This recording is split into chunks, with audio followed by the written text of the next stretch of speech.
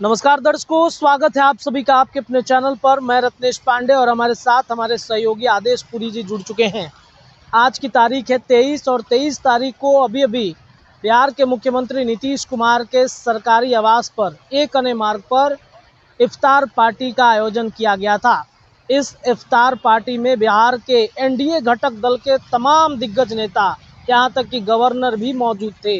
चर्चाएं सुबह से चल रही थी कि तेजस्वी यादव, लालू प्रसाद यादव को न्योता मिला है तो शायद वो जा सकते हैं। हमने कई मुसलमान नेताओं से भी बातचीत की है। इस इफ्तार पार्टी के शुरू होते ही इसका विरोध शुरू हो गया। लेकिन चर्चा ये है कि जो नीतीश कुमार के इफ्तार पार्टी में जमावड़ा लग जाता था, वो इफ्तार पार्टी आज कहीं ना कहीं थोड़ी सी फीकी नज़र आ रही है। क्या सच में ऐसा हो रहा है?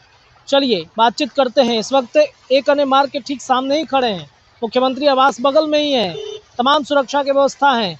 आदेश पुरी जी से बातचीत करते हैं। आदेश जी, क्या वो रंग पहले जैसी नहीं दिख रही है नीतीश के इफ्तार पार्टी में? देखिए, मुझे तो इस बार देखने से यही लगा और कुछ दिनों से लग रहा है कि जदयू का भगवाकरण हो रहा है। अच्छा, भगवाकरण हो रहा है। भगवाकरण हो बहुत रहा बड़ी बात है। आप हाँ, बोल रहे हैं। देखिए 96 से ये साथ में थे, तब सहयोगी पार्टी थे। जदयू का एक अपना अलग स्टैंड था, अपना अलग विचारधारा था। कुछ चीज़ों में वो बीजेपी के साथ रहते थे, कुछ चीज़ों में जो है वो सीधे अलग रहते थे। और 2013 में देख ले आप, मोदी जी के नाम पर ही नीतीश कुमार सबसे पहले एनडीए से अलग हुए थे। जी जी जी। लेकिन अब मैं जो देख रहा हूँ, खासकर 2024 चुनाव के बाद से जदयू का एक तरह से कहा जाए तो विलय बीजेपी में होते जा रहा है। अच्छा। या फिर बीजेपी का जो भगवा रंग है वो जदयू पर चढ़ते जा रहा है। अब पूछिए कैसे? ये इफ्तार इसका नमूना है, इसका उदाहरण है। देखिए, सबसे पहले तो ललन सिंह का आपको याद होगा। जी। ललन सिंह जब वक्फ बिल को लेकर पटना में पूरे देश के मुस्लिम नेता पहुंचे हुए थे, तो उसमें ललन सिंह ने क्या कहा था कि हमको इनका वोट नहीं मिलता है, आना चाहिए। हाँ, हमारे मुख्यमंत्री जी सभी के लिए लेकिन काम करते हैं। एक खुला इंडिकेशन दे दिया गया कि हम वक्फ बिल पर जो है वो पीछे हटने नहीं जा रहे हैं, हम बीजेपी के साथ हैं, मोदी के साथ है। मोदी के साथ हैं। जी। फिर से आप देख लें कि वह जो वक्फ बिल जो है अभी 30 तारीख को, वो संभावना है 30 मार्च को जो है पेश होगा संसद में। जी जी। और पेश होगा तो पूरी संभावना है कि वो पास हो जाएगा। और वो पास होगा तो बिना जदयू के समर्थन के पास नहीं होगा, जदयू का भी समर्थन है।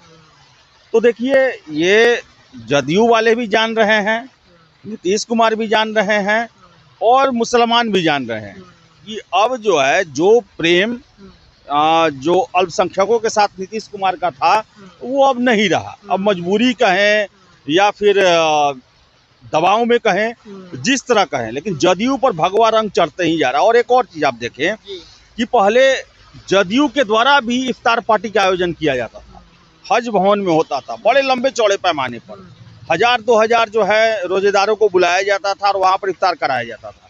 इस बार ऐसा कुछ भी नहीं हुआ, सीधे मुख्यमंत्री आवास। हाँ, यही नीतीश कुमार 2022 में इतना इफ्तार पार्टी अटेंड किए थे कि इस पर भी प्रश्न उठने लगा था। आरसीपी सिंह ने तो पूरा घंटा जोड़ के बता दिया था कि बिहार के मुख्यमंत्री जो हैं वो इतने घंटे केवल इफ्तार पार्टी में केवल खजूर खाने में व्यस्त रहे। इस बार बता दें आप कहाँ गए हो नीतीश कुमार? और ये नीतीश कुमार का इफ्तार पार्टी नहीं था, ये बिहार के मुख्यमंत्री का इफ्तार पार्टी था। ये नीतीश कुमार का नहीं था, ये मुख्यमंत्री का ये इफ्तार पार्टी था। मुख्यमंत्री तो सभी के होते हैं, मुख्यमंत्री के तरफ से हर एक पर्व त्योहार जो भी किसी भी जाति धर्म का हो उसके लिए शुभकामना निकलता है। तो ये मुख्यमंत्री का था। अगर जदयू करता इफ्तार पार्टी, जो अभी तक हुआ नहीं है और न ही कोई सूचना मिल रही है, और मुझे लगता है होगा भी तो कोई बड़े पैमाने पर नहीं होने जा रहा है। और सबसे बड़ा आश्चर्य देखिए, चुनावी साल 2022-23 चुनावी साल नहीं था, फिर भी जो थे नीतीश कुमार हर एक इवेंट की जो इनके विरोध में थे, लालू यादव के यहाँ पहुंच गए थे इफ्तार पार्टी में। जी जी जी जी। 2022 में आपको याद होगा, लालू यादव के इफ्तार पार्टी में पहुंच 9 अप्रैल का दिन था, 22 अप्रैल का दिन, 22 अप्रैल 2022 का दिन था। लालू यादव के इफ्तार में पहुंच गए थे। लेकिन इस साल चुनाव है और एक भी इफ्तार पार्टी नहीं, तो ये माना जदयू का नहीं। जी, तो ये मान के चला जाए कि जो आरोप ललन सिंह पर लगे हैं, संजय झा पर लगे हैं कि नीतीश कुमार को पूरी तरीके से हाईजैक कर लिया गया है, क्या वो सच साबित होती हुई नजर आ रही है? ऐसा लग रहा है। और दूसरा चीज आप देखिए कि एक देखिए, अब कागजों पर जदयू जो है वो सेकुलर पार्टी रह गई, क्योंकि इसका फैसला 30 मार्च को ही होने जा रहा है। जो वक्फ बिल जो है उस पर तो ये संसद में जाने वाला है, और ललन सिंह का बयान और अभी तक जदयू के द्वारा जो है इस बिल का कोई भी सार्वजनिक रूप से विरोध नहीं किया गया है। तो भाई जो अल्पसंख्यक हैं वो भी समझ रहे हैं और पार्टी वाले हैं वो भी समझ रहे हैं कि अब बिल्कुल जो एक लाइन खिंचा चुका है। देखिए, 370 का मामला हो, वो कश्मीर का मामला था, वो कश्मीर का मामला था। उस समय नीतीश कुमार जी अगर साथ भी दिए तो वो चलिए कश्मीर का मामला है, देश के जो भू राजनीतिक स्थिति है उसका मामला है, एक स्टेट का मामला है, दूसरे स्टेट का। लेकिन वक्फ बिल जो है ये हर एक जगह के मुसलमानों का मामला है। बिहार में भी कईयन हजार एकड़ जमीन जो है वो वक्फ बोर्ड के अंडर में है, उसके बाद उसको लेने की प्रक्रिया शुरू होगी, उसके कागजात जांचे जाएंगे, बहुत सारे अधिकार जो है वो समाप्त हो जाएंगे। तो ऐसे में नीतीश कुमार के सामने एक ये मौका था कि वो मुसलमानों के सच में हितैषी बनते, लेकिन ऐन वक्त पर कोई भी खिलाफत नहीं हुआ, बल्कि समर्थन है। और इसका साफ जो है वो प्रमाण आज इफ्तार पार्टी में दिखाई दिया। रंगत पहले वाला नहीं है, पहले वाला जोश खरोश नहीं है। और जितने लोग भी आए हैं बस वो एक तरह से मुख्यमंत्री आवास से इनविटेशन आया इसलिए वो चले आए। और मतलब पहले हम देखते थे संख्या बहुत ज़्यादा हुआ करती थी, लंबे कतार लग जाते थे, लेकिन इस बार महज 100-200 लोग ही पहुंचे थे। पहले तो 500 1000 लोग भी पहुंच जाते थे। वही तो मैं बताया ना, हज भवन में। अब देखिए जदयू पार्टी जो करती, चूंकि देखिए जदयू पार्टी के राष्ट्रीय अध्यक्ष कौन है? नीतीश कुमार है जी। तो उनका तो फर्ज बनता है कि देना, हर एक साल देते रहे हैं, उसमें 2-3 हजार लोग शामिल होते हैं। इस साल तो वो दिया नहीं गया, तो दिया नहीं गया। और ये सब मामला जो चल रहा है जिस पर जदयू ने जो स्टैंड लिया है उससे साफ है। और देखिए ये जदयू के लिए बड़ा खतरनाक है, क्योंकि जदयू उस समय तक बिहार में काफ़ी मजबूत स्थिति में रही जब वो बीजेपी और अपने विचारधारा के बीच में क्लियर लाइन जो है वो खींच के रखे थे कि हम कुछ मामलों में कोई कॉम्प्रोमाइज़ नहीं करने वाले हैं। जैसे कि हिंदुत्व का मामला हो, अल्पसंख्यकों का मामला हो, उसमें हम कॉम्प्रोमाइज़ नहीं करेंगे। लेकिन वो लाइन जो है वो मिटा दिया गया है। अब कौन मिटाया, कैसे मिटाया, लेकिन वो लाइन मिट चुका है और इसे सब कोई जान चुका है। ये मुख्यमंत्री का इफ्तार पार्टी था, न कि जदयू का, न ही नीतीश कुमार का।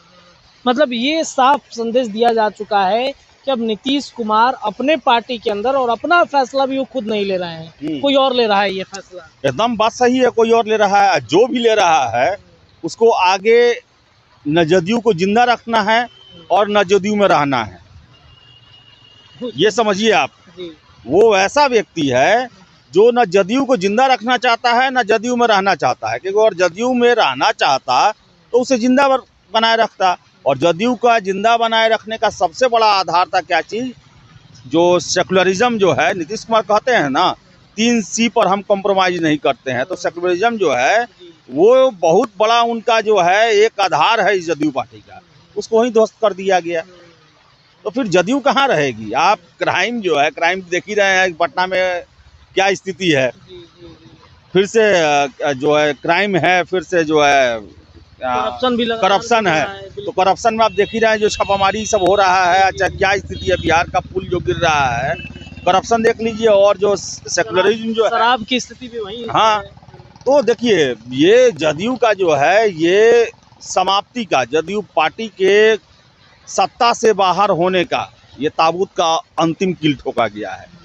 जदयू तब तक मजबूत रहा जब बीजेपी के साथ गठबंधन रहने के बावजूद भी अपने सिद्धांतों से कभी समझौता नहीं किया, लेकिन वो सब अब समझौता किए जा रहे हैं। अब देखिए वक्फ बिल जो है बहुत बड़ा मामला है और नीतीश कुमार की चुप्पी, जदयू की चुप्पी, ये इफ्तार पार्टी में साफ नजर आया है कि न इनको उनसे मतलब है और ना ही उनको इनसे मतलब है। अब ये देखने वाली बात है कि किसका दिलचस्पी घटा है। नीतीश कुमार का दिलचस्पी अल्पसंख्यकों में घटा है या अल्पसंख्यकों का दिलचस्पी नीतीश कुमार में घटा है, लेकिन घटा तो है जरूर, इसमें कोई दो राय नहीं है। चलिए बहुत बहुत शुक्रिया। देखिए जिस तरीके से इफ्तार पार्टी का आयोजन आज किया गया था, इस इफ्तार पार्टी में पूरी तरीके से ये साफ संदेशा दिया जा चुका है कि अब दिलचस्पी मुसलमानों की नीतीश कुमार के प्रति घट चुकी है। जो एक मजमा लग जाता था, हुजूम उमड़ पड़ता था, अब वो इफ्तार पार्टी पूरी तरीके से ख़त्म हो गई, फीकी पड़ गई है। आज सीएम आवास पर भी कोई बहुत ज़्यादा हलचलें नहीं हुआ करती। जिस तरीके से पहले हलचलें हुआ करती थी, वो हलचलें अब ख़त्म हैं। यहाँ पर सिर्फ मीडिया के कुछ कैमरे, ना तो कार्यकर्ता दिख रहे हैं और ना ही कोई और दिख रहा है। फिलहाल इस रिपोर्ट में इतना ही। ये विश्लेषण लगातार जारी है अपने चैनल पर। आपको क्या लगता है, अपनी राय कमेंट में रखें। बहुत बहुत धन्यवाद।